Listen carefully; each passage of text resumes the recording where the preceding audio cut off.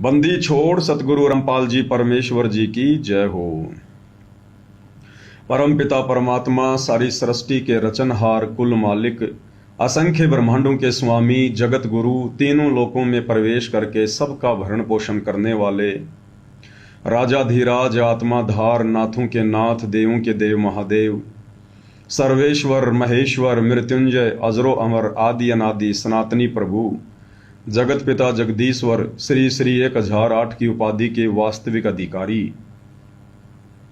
अकाल मूर्त सौद स्वरूपी राम वासुदेव सर्वगतम ब्रह्म परम पूज्य प्रथम पूज्य परम संत परम पुरुष परम धनी परम दयालु सत्य कबीर हक्का कबीर अल्लाहु कबीर अल्लाहु अकबर बाखबर अल्लाह ताला जगत के तारणहार जगत के मुक्तिदाता जगत के जगन्नाथ हारे के सहारे हिंदुओं के राम मुसलमानों के अल्लाह सिखों के वाहिगुरु ईसाइयों के मसीह दया के सागर दया निधि करुणा के सागर करुणा निधि स्वयंभू परिभू संकट मोचन कष्ट हरण मंगल करण दुख भंजन अविगत कबीर निर्विकार निर्विषम परमात्मा अलय अलेख सतगुरु आदि अनादि सतगुरु असली मर्यादा पुरुषोत्तम असली राम असली कृष्ण असली घनश्याम असली मुरारी राजाओं के राजा महाराजाओं के महाराजा शहंशाहों के शहंशाह सम्राटों के सम्राट भगवानों के भगवान अल्लाहों के अल्लाह प्रभुओं के प्रभु मसीहाओं के मसीह सच्चे वाहिगुरु बाबाओं के बाबा पीरों के पीर सेठों के सेठ जगत सेठ सावलसा सेठ सर्वगुण संपन्न अनंत कोटि कलाओं के स्वामी अनंत कोटि ब्रह्मांडों के नायक योगियों में महायोगी ध्यानियों में महाध्यानी सिद्धों में परम सिद्ध ज्ञानियों में तत्व ज्ञानी ब्रह्म ज्ञानी महाज्ञानी परम ज्ञानी सर्वश्रेष्ठ ज्ञानी विज्ञानी युवा कबीर समर्थ कबीर असमवात अमित ओजा सच्चे रहनुमा करीम अल्लाह सुभान अल्लाह दुनिया के अंतिम पैगंबर 8 सितंबर 1951 से गांव धनाना जिला सोनीपत हरियाणा भारतवर्ष की पावन भूमि पे प्रकट रियल कल की भगवान श्री नारायण साकार हरि श्री बाबा साहेब नूर अनंत परमात्मा सच्चे दरवेश सच्चे बाखबर संत श्रोमणी सतगुरु रामपाल जी परमेश्वर जी के चरण कमल में साध संगति से जुड़े हुए देश विदेश से आप और हम सभी सत्सेवक भाई बहनों का अनंत कोटि दंडवत प्रणाम। पूज्य गुरुदेव भगवान परमपिता परमात्मा हम सबको सद्बुद्धि बख्शे। परमेश्वर हम सबको अपनी गोद में बैठा के काल के कष्टों से बचाते हुए इस अध्यात्म मार्ग में निरंतर आगे की ओर बढ़ाए। भाइयों और बहनों, हम वीडियो की शुरुआत करने से पहले जो गुरुदेव भगवान की महिमा करते हैं उनका जयकारा लगाकर, यह कोई सामान्य जयकारा नहीं होता है, कोई सामान्य महिमा नहीं होती है। इससे परमात्मा प्रसन्न होता है। हम अपने गुरुदेव भगवान के जो उपमात्मक नाम है, उनकी उपमात्मक पदवियों के जो नाम हैं, वो जब हम जयकारे के रूप में बोलते हैं तो परमेश्वर अति प्रसन्न होते हैं। क्योंकि गुरुदेव भगवान वैसे तो अंतर्यामी हैं, घट घट के वासी हैं, लेकिन परमेश्वर इस काल लोक में आकर और काल लोक के प्राणी जिस प्रकार का व्यवहार करते हैं, कुछ कुछ परमात्मा भी वैसा करते हैं। परमात्मा ही सद्बुद्धि देते हैं, गुरुदेव भगवान ही हमें शब्द देते हैं, हमें विचार देते हैं, बोलने की शक्ति देते हैं, और फिर वे खुद ही हमसे बुलवाकर प्रसन्न होते हैं। आपे आरती आपे साजे आपे किंगर आपे बाजे आपे ताल झांझ झनकारा और आप नचे आप ही देखण हारा। तो गुरुदेव भगवान ही हमें शब्द शक्ति देते हैं, हमें सद्बुद्धि देते हैं, हमारे अंदर प्रेरणा करके स्वयं ही अपनी महिमा करवाते हैं और फिर स्वयं ही देख देख कर प्रसन्न होते हैं। सारा का सारा जो क्रेडिट है ये गुरुदेव भगवान को ही जाता है। और इसी तरह से परमेश्वर प्रसन्न होकर आप और हमें सतलोक ले जाएंगे।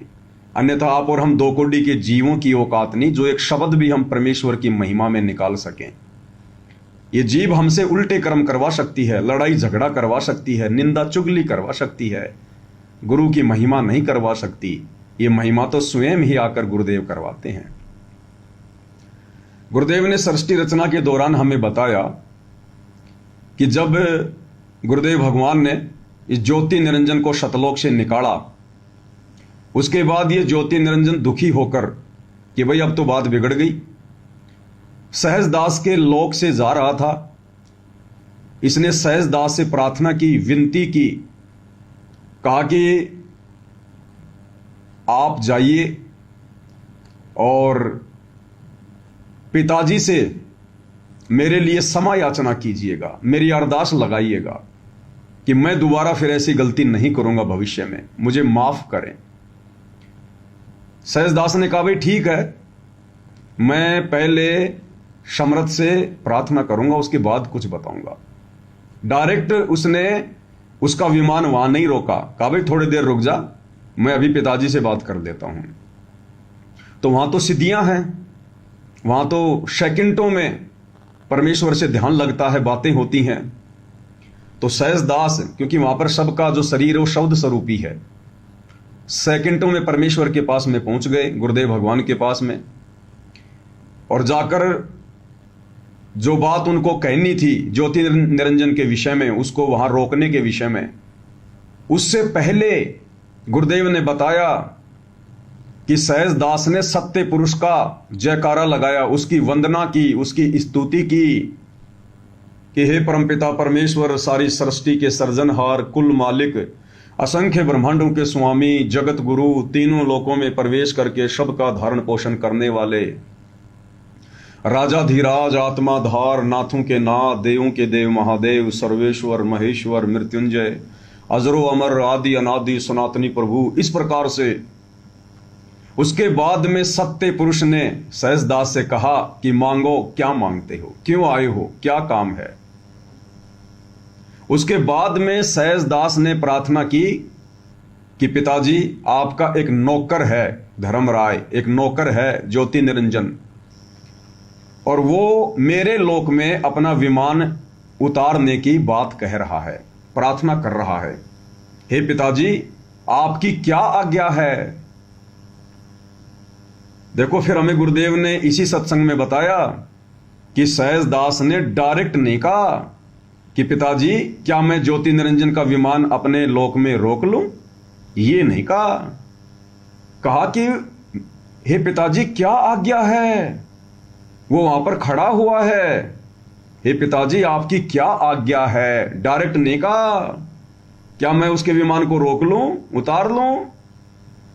जैसा वर्तमान में गुरुदेव के पास हिसार जेल में प्रार्थनाएं जाती हैं उनके परिवार की, बेटा बेटी, भाई बंधु, रिश्तेदारों की, राजनेताओं से प्रेरित होकर, समाज वालों से प्रेरित होकर, और डायरेक्ट ये लोग गुरुजी को क्या बोलते हैं, गुरुजी अब की बार बीजेपी का हरियाणा में बहुत जबरदस्त माहौल है, और गुरुजी अगर हम बीजेपी को वोट दे देंगे, भक्तों से वोट डलवा देंगे, सपोर्ट करवा देंगे, तो गुरुजी आपकी जमानत हो जाएगी।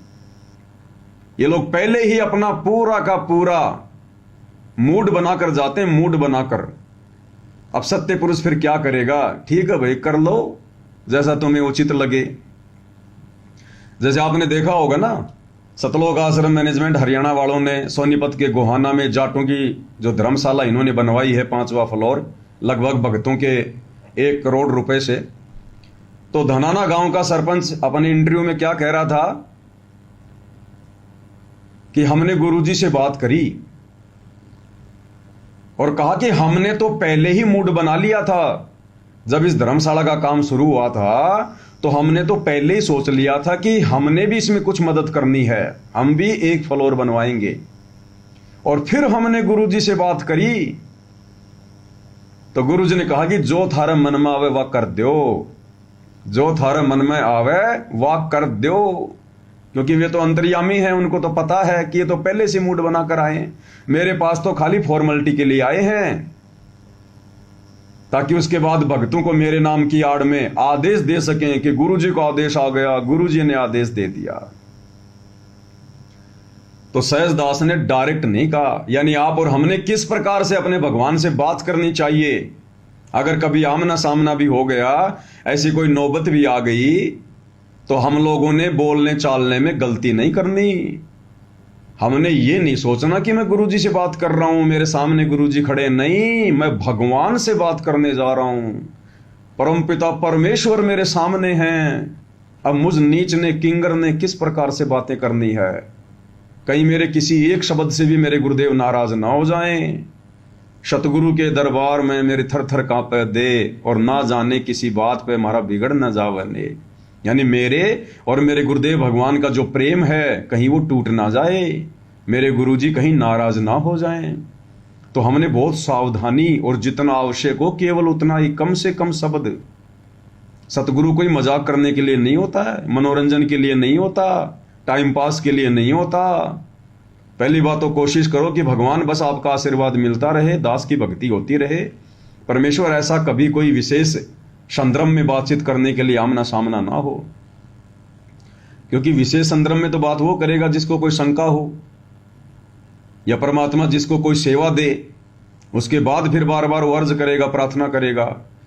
तो कोशिश अपनी यही रहे कि हे परमेश्वर, आपने जो कुछ देना था मोक्ष के लिए, परमात्मा आपने दे दिया, अब तो मुझे सद्बुद्धि दो कि मैं आपकी भक्ति को सफल करूं, व्यर्थ में आमना सामना ना हो। बाकी आशीर्वाद तो परमात्मा का जाएंगे तब लेते रहेंगे। तो सहज दास ने क्या कहा कि हे सत्य पुरुष, मेरे वहां पर धर्मराय आया हुआ है और अपने 21 ब्रह्मांड वहां उतारने की बात कर रहा है, आपकी क्या आज्ञा है? तो सत्य पुरुष ने कहा कि 3 तलाक मनसा वाचा कर्मना कहता हूं, उसको निकाल दे वहां से तुरंत। उसी समय सहज दास आया कि बोला, भाई जा, क्यों मेरे को भी मरवा रहा है यहां पर। तो भाई और बहनों, ये जो वंदना हम करते हैं गुरुदेव भगवान की, या सभी भाई बहन जब गुरुदेव का कोई शब्द गाते हैं और इस प्रकार से जब गुरुदेव का जयकारा लगाते हैं, तो हिसार जेल में बैठे हुए अंतर्यामी कबीर भगवान अपने बच्चों से अति प्रसन्न होते हैं, हमसे अति प्रसन्न होते हैं। और इस अति प्रसन्नता का एक मुख्य कारण और है कि आज से पहले 4 युग बीत गए। समझो हमारे लिए तो युग ही बीत गए चारों, ये चौथा युग चल गया, 5,500 साल बीत गई, ये चौथा युग चल रहा है। आज से पहले जब जब ये कबीर भगवान सतगुरु रूप में आया है, तत्वदर्शी संत बन के आया है, गुरु बन के आया है, आज तक किसी ने भी इनको परमात्मा मानकर और हृदय से कभी इनकी वंदना नहीं की, इनका जयकारा नहीं लगाया, इनकी ऐसे स्तुति नहीं हुई।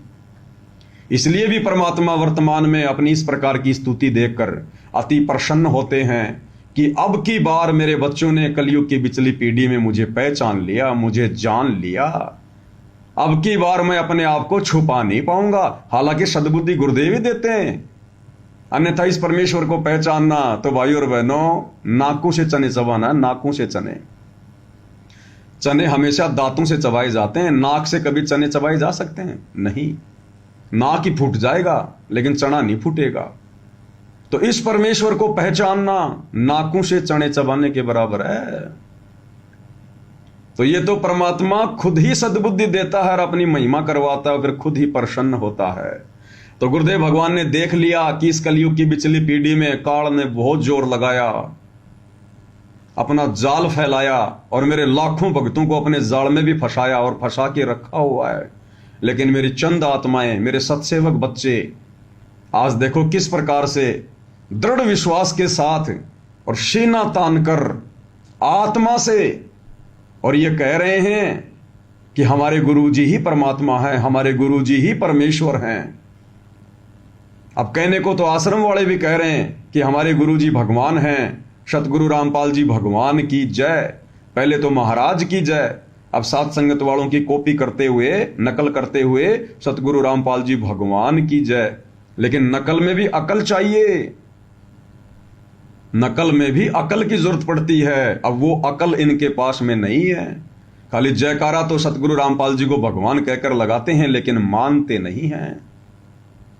अगर मानते कि हमारा गुरु ही कबीर है, सारी सृष्टि का मालिक है, तो फिर वो दाढ़ी मूंछ वाली कबीर जी की समझे जाने वाली नकली मुर्दा फोटो, उसका हर महीने जून में फिर कबीर प्रकट दिवस ना मनाते, उसको अपने घर पर दरबार में ना रखते, उसको दंडवत ना करते, उसके आगे ज्योति ना जलाते, अपने लॉकेट से उस दाढ़ी मूंछ वाली फोटो को हटा देते।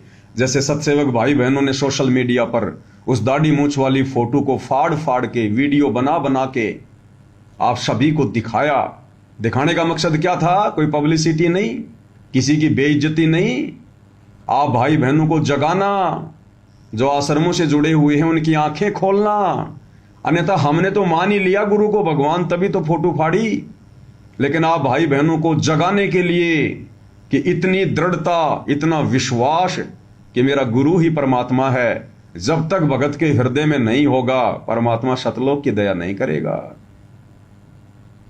तो भाई और बहनों, अब हमें और कैसे दृढ़ विश्वास हो कि वास्तव में सतगुरु रामपाल जी ही कबीर भगवान है। और इस दृढ़ता के लिए रह रहकर सबूत भी, वो प्रमाण भी गुरुदेव भगवान स्वयं ही देते हैं, स्वयं ही अपने सत्संगों के माध्यम से, अपने प्रवचनों के माध्यम से, और फिर उन सत्संगों को समझने की सद्बुद्धि, यानी जो संकेत छुपे होते हैं, वो सद्बुद्धि भी सतगुरुदेव भगवान स्वयं ही देते हैं।